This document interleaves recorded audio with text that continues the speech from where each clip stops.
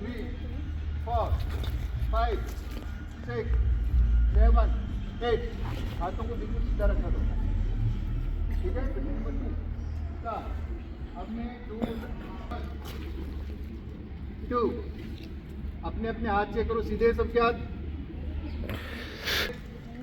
7, 8, 1, 2, 3, 4, 5, 6, 7, 8.